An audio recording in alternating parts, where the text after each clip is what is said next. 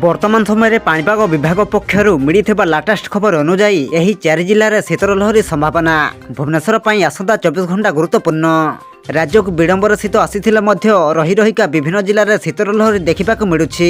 December 9 ତାରିଖ ଅର୍ଥାତ୍ ଆସନ୍ତାକାଲି ପର୍ଯ୍ୟନ୍ତ ରାଜ୍ୟର 4ଟି ଜିଲ୍ଲାରେ ଶୀତର ଲହରୀ ପରିସ୍ଥିତି ସୃଷ୍ଟି ହେବାର ସମ୍ଭାବନା ଥିବା ନେଇ ଆଜି ଭାରତୀୟ ପାଣିପାଗ ବିଭାଗ IMD ପକ୍ଷରୁ ସୂଚନା ଦିଆଯାଇଛି। ତେବେ ଆସନ୍ତୁ ପାଣିପାଗର ସମ୍ପୂର୍ଣ୍ଣ ଖବର ଉପରେ ନଜର ପକାଇବା, କିନ୍ତୁ ତା ପୂର୍ବରୁ ଭିଡ଼ିଓକୁ ଗୋଟେ ଲାଇକ୍ କରନ୍ତୁ ଏବଂ ଭିଡ଼ିଓଟିକୁ ଆପଣମାନଙ୍କ ସାଙ୍ଗସାଥୀମାନଙ୍କୁ ଅଧିକରୁ ଅଧିକ ମାତ୍ରାରେ ସେୟାର କରନ୍ତୁ।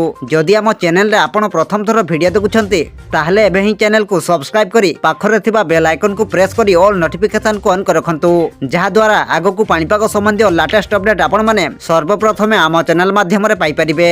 IMDର ଆକଳନ ଅନୁଯାୟୀ ଅନୁଗୁଳ, ଝାରସୁଗୁଡ଼ା, ଖୋର୍ଦ୍ଧା ଏବଂ ଜଗତସିଂହପୁର ଜିଲ୍ଲାରେ ଶୀତର ଲହରୀ ପରିସ୍ଥିତି ଲାଗି ରହିବାର ସମ୍ଭାବନା ଅଛି।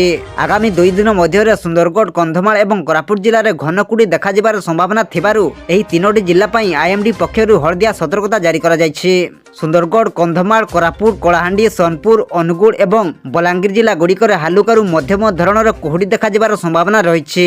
ଆସନ୍ତା 24 ଘଣ୍ଟା ମଧ୍ୟରେ ରାଜଧାନୀ ଭୁବନେଶ୍ୱର ଏବଂ ଏହାର ଆଖପାଖ ଅଞ୍ଚଳରେ ଶୀତର ଲହରୀ ପରିସ୍ଥିତି ସୃଷ୍ଟି ହେବାର ସମ୍ଭାବନା ରହିଛି। ସହରର ସର୍ବାଧିକ ଏବଂ ସର୍ବନିମ୍ନ ତାପମାତ୍ରା ଯଥାକ୍ରମେ 28 ଡିଗ୍ରୀ ଏବଂ 11 ଡିଗ୍ରୀ ରହିବାର ଆକଳନ କରାଯାଉଛି। ଡିସେମ୍ବର 14 ତାରିଖ ପର୍ଯ୍ୟନ୍ତ ରାଜ୍ୟର ସମସ୍ତ ଜିଲ୍ଲାରେ ଶୁଖିଲା ପାଗ ରହିବା ସମ୍ଭାବନା ଅଛି। ଆଗାମୀ 7 ଦିନ ମଧ୍ୟରେ ରାଜ୍ୟର ସର୍ବନିମ୍ନ ତାପମାତ୍ରାରେ କୌଣସି ବିଶେଷ ପରିବର୍ତ୍ତନ ହେବ ନାହିଁ ବୋଲି IMD କହିଛି।